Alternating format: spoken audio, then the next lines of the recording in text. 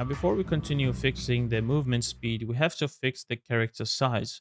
Because right now you can see as the character, if I walk around, I'm a very small character and we have to make it larger. I'm not sure if it's my map that is very small of or if it's these characters that I imported from the marketplace, they are very small.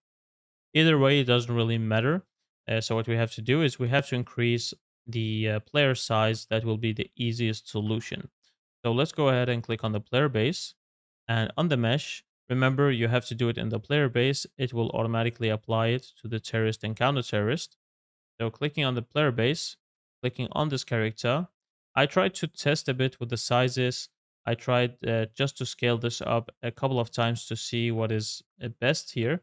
But if you click on the mesh and you click on this lock, you can see if you just write a number here, the Y and the Z is not scaling together with the X, so it's not really scaled uniformly. And you can click on this lock, and this means if you change a number, it will change it for all of them. So if I write 1.7 here, for example, and you can go ahead and click on compile, and you can click on play. You can see if I walk around now, I am very large compared to the environment. So you can try to test out different sizes, try to run around your environment and see what it looks like. And I think this is maybe a bit too large, so I'm going to decrease it to 1.6 and go ahead and compile and click on play and try to walk around now in the environment. Try to see what your height is compared to the boxes. You can even go around here and maybe walk on this ramp to see the size and go up here. And I think this is a lot better than before. So I'm going to use this one 1.6.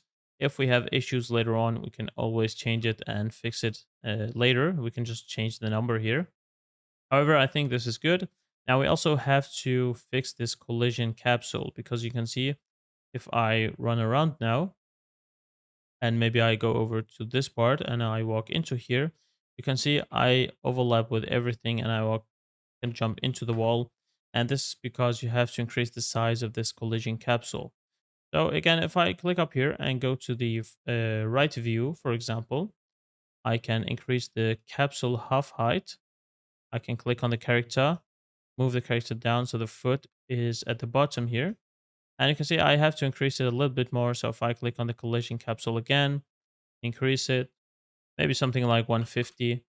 And I can click on the character again, move the character down, and it fits a lot better than before. Now it doesn't really have to be precise. We're going to make a better system later on, but just clicking here, make sure the foot is at the bottom here, and you can click on this collision capsule. Now you probably have to make it wider, so you can click up here, click on the front view, and now we have to make the radius a bit wider.